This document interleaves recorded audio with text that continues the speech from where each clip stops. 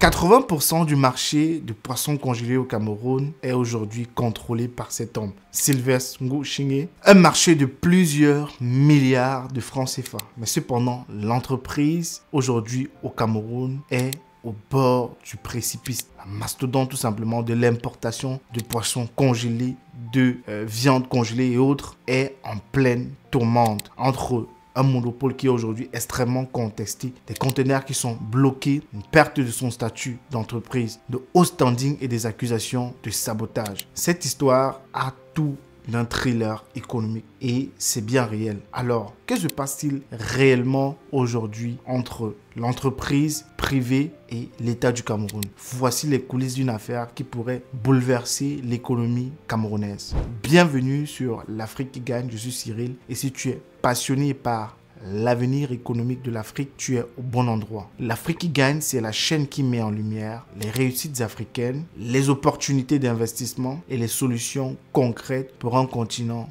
plus prospère. Alors, ici donc, je vais te parler d'économie, d'entrepreneuriat, de finances et de stratégies qui permettent à l'Afrique de se lever et de briller. Ensemble, nous allons explorer les histoires inspirantes, apprendre des erreurs économiques à éviter et découvrir comment chacun de nous peut contribuer à la réussite de notre continent. Alors, mon ambition, elle est donc simple, te donner les outils et les idées pour passer à l'action parce que je suis convaincu que l'Afrique de demain se construit dès aujourd'hui. Alors si tu veux voir l'Afrique sous un autre angle et si tu crois au potentiel immense de nos terres et surtout de nos talents, tu devrais t'abonner à cette chaîne, activer la notification et rejoindre le mouvement Célébrons l'Afrique qui gagne. Congelcam, c'est 80% du marché du poisson au Cameroun en 2025. En gros, si vous avez mangé du poisson récemment, donc peu importe la ville du Cameroun, si vous avez mangé du poisson congelé, il y a de grandes chances qu'elle vienne de leurs entrepôts. L'entreprise a été fondée en 1994 et a bâti un empire, des centaines de conteneurs frigorifiques qui sillonnent les rues du pays chaque année pour une distribution massive sur le territoire national avec une capacité de stockage impressionnante, un réseau logistique ultra performant. Congelcam aujourd'hui domine tout simplement le secteur au Cameroun. Il n'y a pas son deux. Son statut d'entreprise donc de haut standing est une reconnaissance que lui avait accordé donc le chef de l'État pour son rôle économique, lui offrant donc des avantages financiers, stratégiques et uniques. Mais aujourd'hui, l'empire est en train tout simplement de vaciller. Et oui, cette crise lui a coûté bien plus que de l'argent. Elle lui a coûté sa place au sommet. En 2023, 665 conteneurs de poissons congelés appartenant à l'entreprise Congelcam restent bloqués au port de Douala. Imaginez tout simplement l'impact. On parle là des pertes de plus de 13,3 milliards de francs CFA. 432 conteneurs avariés qui sont désormais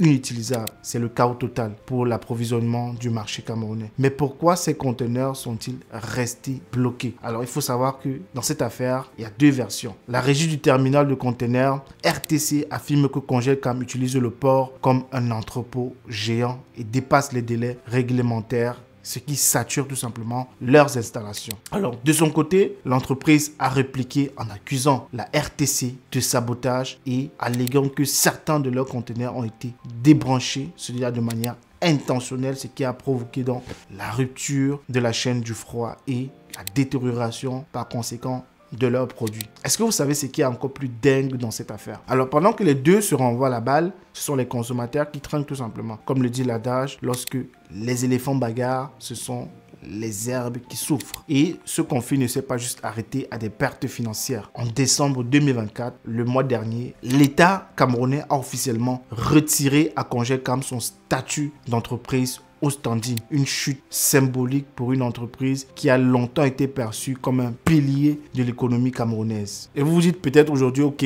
à quoi cela me concerne? Eh bien, voici la réalité. Si Congelcam vacille, les prix du poisson pourraient tout simplement flamber au Cameroun. Et l'économie locale qui est déjà fragile, on le sait très bien, pourrait subir des conséquences extrêmement graves. Et surtout, cela pose une question crucial aujourd'hui. Qui contrôle vraiment les ressources essentielles dans notre pays? Congelcam, monopole ou sauveur? La RTC, victime ou coupable? Ce qui est sûr, c'est que cette affaire est bien plus qu'un simple conflit commercial. C'est un test pour l'avenir de notre économie. Alors, maintenant, j'aimerais lire vos avis en commentaire, ce que vous pensez du monopole. Et le gouvernement a-t-il eu raison comme ça de sanctionner l'entreprise? Les accusations de sabotage sont-elles fondées ou pas? Laissez un commentaire juste en bas de cette vidéo pour qu'on en parle partout au Cameroun. Et surtout, abonnez-vous pour ne rien rater des prochaines analyses. Parce que comprendre tout simplement, c'est déjà agir. Merci d'avoir regardé cette vidéo. Partagez-la autour de vous. On se donne rendez-vous à très bientôt pour une prochaine vidéo. Ciao.